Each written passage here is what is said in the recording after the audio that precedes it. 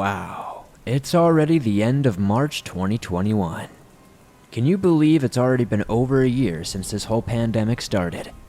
I hope you're all doing well and staying safe out there. Welcome back to the swamp, my friends. It's good to see you made it back for another video. Today, I'm going to be sharing some creepy and allegedly true scary stories sent in to me in the month of March. Now, when I do these videos, normally it's different stories. It's not the typical nature stories or creepy cryptid stories. These stories are more revolved around creepy people and creepy events in everyday life.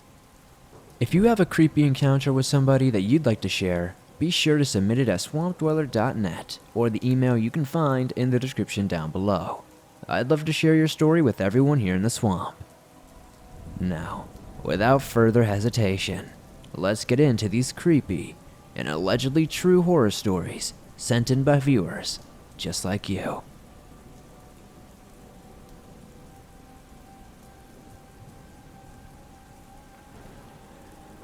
I'm telling this story on behalf of my friend who experienced this traumatic incident. It will be told from his perspective. Also, I apologize in advance since English is not my first language. First, to provide some background, I'm a 21-year-old guy, and I live in what I like to call medical housing. Basically, in this little village I live in, you either must be retired or have health problems like I do, but at the same time, you must be able to be somewhat self-sufficient. Each resident has their own cottage. The layout of the cottage can either be 1 bedroom or 2 bedrooms. Mine was a 1 bedroom. As soon as you walk into the cottage, you walk into the living room, and then the dining room is on the right, and in the dining room there is a way to the back porch. Then there is a kitchen, a small hallway in the living room that leads to the bathroom and the bedroom. There is a closet in the living room by the front door, another closet in the bedroom, then there is a huge walk-in closet in the bedroom as well. This is just the layout of my specific cottage. Each cottage is different. Now, on to the story. This incident took place 2 weeks ago. While I was at social hour with a few of my fellow residents at the village, a couple of them were mentioning how they were getting knocks on the door at night, and on the windows. One resident claimed that someone even tried to twist the doorknob on her front door, but luckily it was nighttime when this took place, and it was locked. We all just thought it was just a couple of kids being little delinquents, since we were not too far from another neighborhood. We just assumed that the person was just messing around. Our village did not have a whole lot of security because at the time we did not feel very many disturbances. We didn't really think that we needed it, being so tucked away in a safe area. Fast forward a few days. I had to go to physical therapy, and I must have forgotten to lock my front door or my back porch door, which again, due to how safe the area usually is, I did not worry too much about. Even during this pandemic, the village is very vibrant. You often see a bunch of residents walking around and talking to one another, since we are such a tight-knit community. So usually if someone tried to sneak in that should not be there, someone would catch on. When I got home from physical therapy, I was extremely tired, and I took a long nap. I woke up to my neighbor from across the street coming in to help me get set up on all my machines, such as my feeding machine and my breathing equipment for the night. Her name is Vicky. She is an overly sweet, compassionate, and motherly person. Before her and her husband retired, she used to be a nurse and her husband Frank used to be a police officer. I got to know them well, since Vicky helped me become Catholic 2 years prior. During the day, we have staff that come help us with our basic needs if we need it, such as getting to and from our bathroom and bed safely. They are not trained with medical training that I need, but a lot of the residents that I know that live here used to be nurses before they retired. We made it a little routine in our little village that for some of the residents like me who are not retired but younger with health problems, the more able-bodied retired residents, if they used to be nurses, would go help the residents that have health problems with their medical care, since they have years of medical experience under their belt. I was waking up from my nap when Vicky said, "Hey sweetheart, I'm here to do the care for you." Before she could finish her sentence, she paused while she was grabbing the IV bag for the night. Then, out of nowhere, she went over to my furnace and turned on my heat, but she didn't really twist the dial and she said, "That's strange, your heat's not working. It's supposed to be a cold night tonight, and we cannot have you sleeping without any heat due to your health. Why don't you come stay at my cottage for the night until maintenance comes and fix your heat in the morning?" I was very groggy from being tired and doing lots of work at physical therapy that I did not think twice about what she said until I saw the look on her face. She used to be in a theater group when she was in college, and since I grew up in theater groups as well, I could tell when someone was acting, and even though she was a good actor, I could tell something was going on. She was pretending that my heat was not working. I was nervous and wondering what was going on, but I just went along with it. All my medical supplies that I would need for the night were right next to my travel suitcase that would fit all my supplies, and my feeding pump was on my IV pole, my oxygen tank was on wheels, and my BiPAP could easily be packed into my travel suitcase. She got everything packed up quickly, and she helped me get up and walk to my front door, and I could tell she was going a little fast, but I was too tired to say anything. While she was walking me out of the house, I heard something come from my walk-in closet, and I assumed it was just the cat using his litter box or something. Due to my health problems and my breathing, it's really not good if I get scared. I could stop breathing altogether. The reason why I say this is because when she got me in the house, and as Frank was getting the extra bed set up for me, she explained to me that when she was grabbing an IV bag from where I keep them, since it was right next to the walk-in closet, she caught a glimpse of someone crouching in my closet, and she had to pretend that my heater was not working. I felt like I was going to throw up, because for all I know, that person could have been in there the entire time I was at physical therapy, or they could have made their way in there while I was taking a nap. The sense of serenity I had at that village was temporarily gone. Vicky could tell I was disturbed by this, so she gave me a hug and said, "Don't be scared. Frank and I will be here with you all night." I wish I could say this was the end of the story, but it is not. After Vicky got me ready for the night, and while I was sleeping, I woke up to hearing tapping on the spare bedroom window, and lo and behold, I saw the person that Vicky was talking about who was hiding in my closet. It was a man. I do not know how tall he was, but from my guess, he was probably 6 feet tall, maybe a little under. He literally tapped on the window and said, "I see you awake in there, and I'm coming in one way or another." I called for Vicky, and she woke up right away and said concerned, "Frank, get your gun now." Even though he's retired, Frank is still an intimidating guy, even without the gun, and both him and Vicky were rushing in the room. Since I could not get up on my own due to me being hooked up to my machines, I was beyond scared because I really could not defend myself. As soon as they both came in, Frank pointed his gun at the lunatic who was still at the window. Frank said, "Get off my property before I blow your freaking brains out, you nutcase." As Frank was threatening the crazy person at the other side of the window, Vicky was helping me get up, and both her and I went and hid in the walk-in closet in the master bedroom. She locked the door to the master bedroom. Because I was starting to get really scared, it was starting to affect my breathing, and even though I was still hooked up to my oxygen, due to how scared I was, there was a risk that I could stop breathing out of nowhere due to me being really scared. When I was having trouble breathing, Vicky said, "Honey, I know you're scared, but I need you to do some nice and easy breathing." A few minutes later, there was a knocking at the master bedroom door. Vicky asked who it was, and it was Frank. As soon as she went and opened the door, Frank came rushing in and told her to call the police because the guy was not just tapping on the window now, he was literally banging. Vicky called the police, and luckily, since they do drive-bys at the village quite frequently, a cop car was not far away. When they came, they found cracks in her window in the spare bedroom, but unfortunately, they did not find the guy.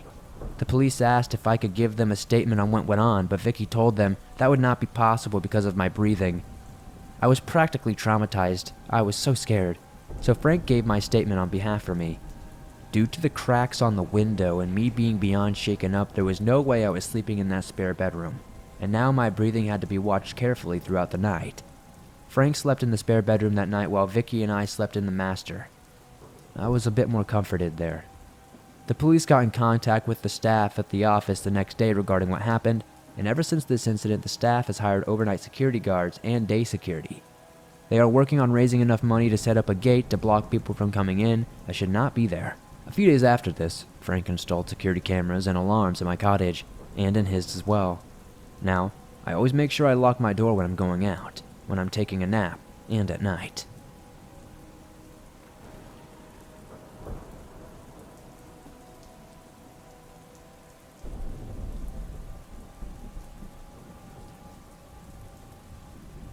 This is currently happening, and I'm not sure what to do about it.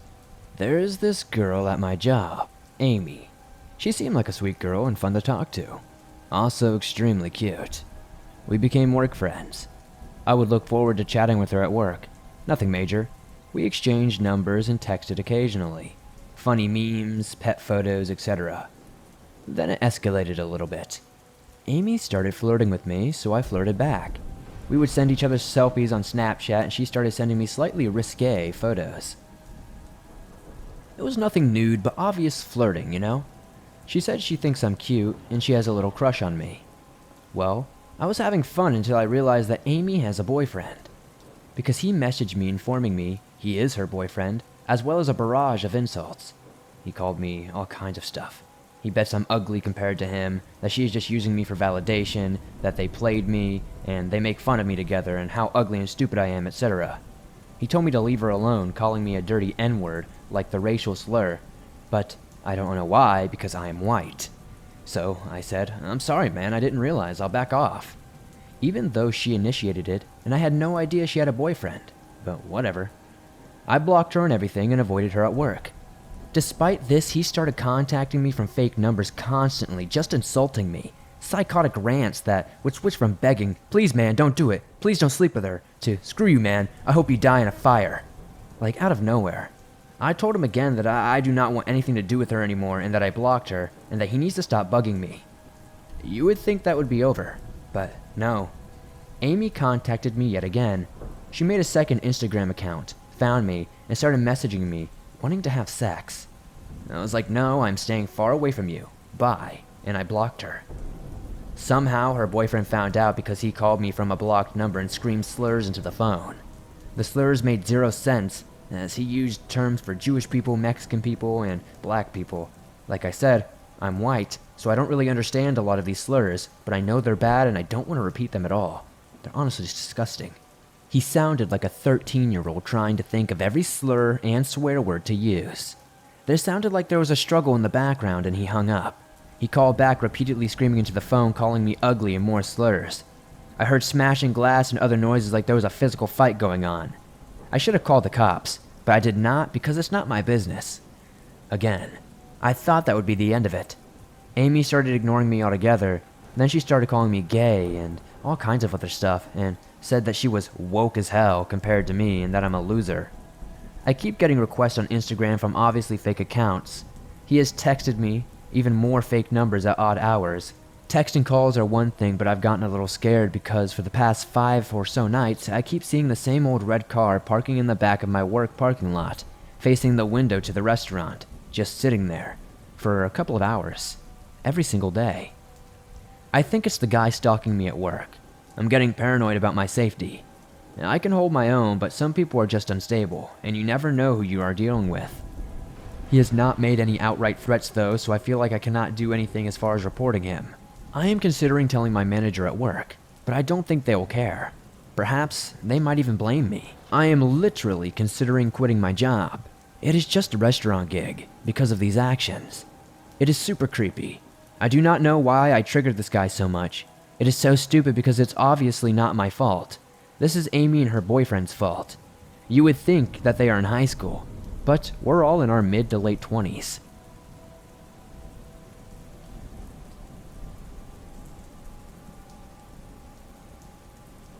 This scary is less scary and more unnerving. I work in a Waffle House as a waitress right next to a big city. We had this regular customer, a bigger man, who was missing an eye due to health issues and beyond his golden years. He came in around 2 or 3 times a week after his dialysis treatments and would always tell stories of a woman he knew. He always called her Tiffany. I thought the stories were tales of an old, bored man and nothing more, but the moment she walked in, I knew it was all true. He would tell me how he and this woman had been friends at first, but then she turned to meth, completely losing herself and her mental health. He was going to leave the friendship, but her daughter had grown attached to him, and he had grown attached to her. This woman, through the next 4 years, would falsely accuse him of crimes and call the police, and every time the cops would arrest her instead. She would disappear and return at random times. One time, the regular, who we will call Quinn, bought her 4-year-old a simple phone in case she ever needed to contact him, but Tiffany ended up taking the phone and using it. He would also tell me the numerous times that Tiffany would try and get her kids back since they were taken out of her custody by the state. Every time Tiffany would do the first step, and then never followed through. She always returned to drugs. Tiffany not only had a daughter, but she also had a son who was a bit older. He was about 9 years old. He lived with her parents. Like I said, at first I thought this was just an old man who just wanted to tell stories in his old years, but on that Wednesday night, everything he said was proven true. Quinn got numerous calls throughout his time sitting in his seat, and after a while, I looked at the caller ID. It said Lulu Bear, Tiffany's daughter. I wondered why he ignored it, but he told me he knew it was Tiffany. I understood and went back to listening to his tales. Then he finally answered the phone after 18 calls and 25 texts. I did not even listen as new customers had come in and I went to serve them. When I returned, he set down the phone and told me I was going to meet Tiffany. I was intrigued. I knew she was a real person, and I really wanted to meet her as every time he came, I would hear more and more about her. She was taking the bus from the neighboring state over, but she was near the border, so it only took about 35 minutes. When she finally arrived and I saw her state, that is when it hit me that every word he had said had been true. She was around 5'5", 155 pounds. She had long, stringy black hair that was in a big messy bun, covered by a dirty blue hat. She wore stained light brown jeans and a tight-fitting blue jacket. She was pale, and her eyes were sunken in. She had a large bag and a baby stroller full of stuff sitting next to Quinn's truck. For context, I am 17 years old and female, but I am always told that I look to be between ages of 20 and 25. At first, she said hi and told me her name was something other than what Quinn was already telling me, and when he called her out, she argued with him. I internally laughed and I was glad to mask my smile. Then she turned to me. This is how the brief exchange went. "Can I get a coffee?" "Yeah, sure. Unless it's weird. I don't want it to be weird." "Oh, no, it's okay. I don't want it if you're going to spit in it."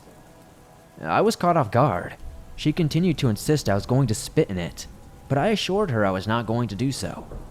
I made sure to pour the coffee in front of her and put the lid on it in front of her. She seemed at ease now that she knew I had not sabotaged her coffee. She then began to ask me questions about how I felt about Quinn, and going on long rants about his medical problems. I knew about some, but she told me they were going to amputate his leg. He tried to correct her, saying that he was getting it checked out, which I later found out that his ankle was broken. Once she got settled with her coffee, Quinn asked where the bus dropped her off, and she refused to tell him. He asked why. She said she did not want to implicate the bus driver in anything. I was confused. Implicate him in what? Quinn continued to ask, but she gave the same response every time, adding in later that he dropped her off like a normal person. This was one of those buses that had a variety of stops around the same area. Once we got off the topic of the bus, she continued to ask me questions, which some I answered honestly and others not. She asked if I knew someone who could weld. I said yes, my long-term boyfriend. She wanted him to weld a peg leg for Quinn because of the supposed amputation. I humored her and said I would ask. She then asked me if I liked kids, and I said yes. What she asked me next completely threw me for a loop. "Take my kid." What? You mean like babysit? I had babysat before, and everyone told me that I had that appearance, so it was not an uncommon question. "No, become his foster mom." I stared at her, mind-boggled. I informed her I was only 17 and would not turn 18 until November of this year. She continued to ask and tell me how sweet he was. I let her know when I turned 18, I would consider it. This was a lie, but I wanted to appease her. It seemed to work, but the weirdness did not stop there. She asked me to promise her to go into early childhood development when I went to college, and once again, just to soothe her methed-out mind, I said I would do it as a minor in college. She asked what I wanted my major to be, and I informed her I wanted to go to culinary school and become a baker and pastry chef. We talked a little bit about desserts, and then she went outside. I was hoping that it was over. Not more than 5 minutes later, she returned. We got back into the topic of kids. She asked me if I had any, and I said no. She asked if I wanted any, and I said yes in the future. She immediately told me I should get pregnant right now because it would make my mom happy. I know that no one reading this knows my family, but if I got pregnant while I was still in high school, I would not be able to see my graduation. I told her that would not be happening for 2 reasons. One is that I was too young. Not shaming any young moms out there, but I just did not believe in doing that deed until I was married. I also believed that everyone had their own choice, so I did not care what anyone else did with their life, but I personally wanted to wait. She continued to insist I should get pregnant, and once again, I told her I wanted to wait. She then surprised me with her questions, once again. "Oh, is your boyfriend bad in bed? Is he paraplegic?" I could not answer the first question, and the second question was not true. I told her no, and she accused me of being impure because she thought I used birth control. I do not and never have, but it was also none of her business. I told her I was not, and she then called me pure, the perfect girl for fertilization. This creeped me out. As the shift was ending and the other workers came in, I finished up my end of shift duties and Quinn and Tiffany left. I left about 20 minutes after they did, but when I walked outside his truck was still there. Side note, working at a Waffle House I learned to always have my keys ready to get into my car. Anyways, I heard arguing and saw Quinn sitting in his truck while Tiffany yelled at him as she held onto her baby stroller full of stuff. I did not stare but merely glanced. When I did, she looked at me. I honestly thought she was going to come to me and ask for a ride, so I ran faster to my car and locked the doors as soon as I closed them. I drove home and told my mom, who just laughed and told me I was right about how she would react if I did get pregnant.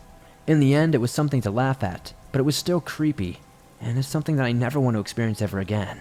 So, be wary out there when you're working. Don't be too trusting, and definitely watch out for them meffed out people.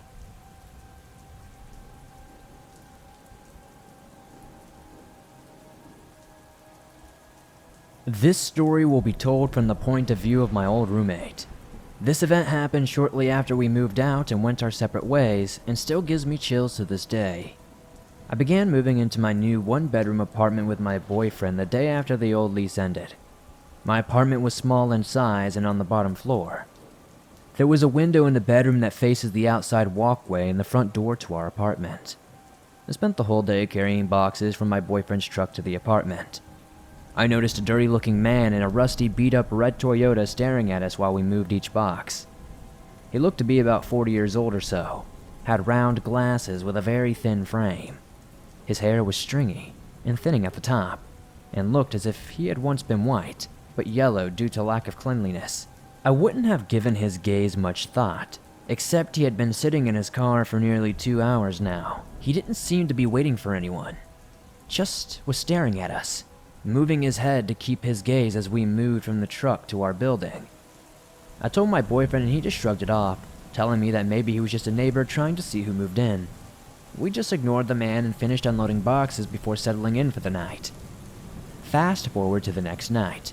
My boyfriend and I had unpacked most of the kitchen, so we were having a late dinner and ended up drinking some wine. It was around 12:30 a.m. and we were just talking and hanging out when we heard a slight tap on the window. It was strange. It wasn't as if someone were knocking on it, but more like if someone had accidentally hit it with an object of some sort. I peeked through the blinds to find nothing but darkness outside. Without giving it a second thought, my boyfriend and I finished up our dinner and wine, turned out the lights, and went to bed. We awoke around 2 a.m. to a soft knock on the door. My boyfriend, very tired and very irritated, got up from the bed to go check the peephole to see who could possibly be outside trying to reach us at such a late hour. He looked through the peephole to find a man standing outside the door, staring directly into the peephole. He sneakily made his way back to our room, carefully trying to not make any sound, so whoever it was outside could not hear the movement within the apartment. He went up to me and shook my leg a bit, whispering that there was some creepy old man outside the door, just staring at it. I awoke immediately and slowly went to the window to see who it was. The blinds are raised about only an inch or so I tried to identify the man using the small sliver of window that was exposed. I saw a hand tapping on the window, tapping as if he was patiently waiting for someone to open the door for him. I froze in fear and waited. We heard the man turn around and leave. My boyfriend checked the front door to confirm that he wasn't outside our door anymore, as I was terrified to even peek out the window. We were so bugged out that we didn't even end up sleeping much for the rest of the night. The next day, we were really anxious and worried about the situation, so we spoke with our front office and tried to explain what happened. The front office basically tried to play it off as someone who was lost, and maybe they just found the wrong apartment or something. It wasn't that big of a deal, and we just needed to not worry about it. They said if it happened again to try to identify the person or talk to them to see what they wanted. Great advice, right?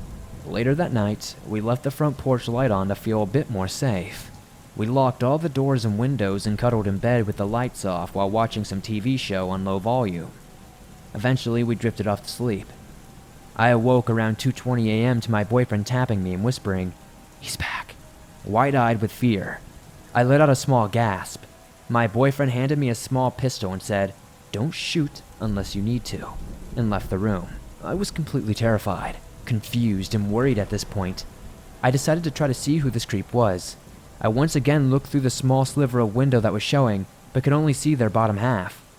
I made my way to the front door where my boyfriend was, his face glued to the peephole. I asked if I could take a look, and instantly I could make out who it was. I saw the yellowed, thinning hair and the glasses. It was the same man who was watching us move in a few days ago. I took a step back and began to silently freak out. I was completely terrified at this point. We heard the man silently knock again on the door. He leaned in real close to the peephole, startling my boyfriend and causing him to let out a small gasp. The man leaned back, turned around, and immediately walked upstairs. We waited. We never saw him come back down. We never heard movement in the upstairs apartment either. Frightened, we went back to bed and didn't sleep until the sun came. As soon as the office opened, we went in to report the incident, and one of the leasing managers looked distressed. She went on to tell them that this was the 5th report on similar incidents made by multiple tenants throughout the apartment complex. She told us that they were looking into it to find out who this person was. For about a week we heard nothing, but no one came to the door during the dark hours of the night. We began to get back into our normal routine and paid no mind to the weirdness that we had experienced. About 3 weeks after the last incident, we received a call from the front office. Apparently there was a disturbed tenant that lived in the complex that had always had really random and weird complaints about him. He was an older man, apparently had some issues in his past. They were calling to let us know that he was the one who had been randomly knocking on doors and sneaking around multiple buildings in the complex. They said he had been evicted due to his behavior and that we wouldn't have to deal with it again. They apologized, then hung up, and that was that. We never heard weird noises or saw his car in the parking lot after that. We continued to live out the rest of our lease and eventually moved out to a nicer apartment complex across town. It's always stuck with me though. I always get skittish during the nights and would check the windows multiple times before bed. I think the strangest thing to me was that the building we lived in wasn't even really close to the one that he apparently resided in. He had watched us move in and decided that's who he wanted to creep on in the middle of the night. If there's one thing that I learned, it's to listen to that gut feeling inside of you. Always be aware of your surroundings, and be careful who is paying attention to you.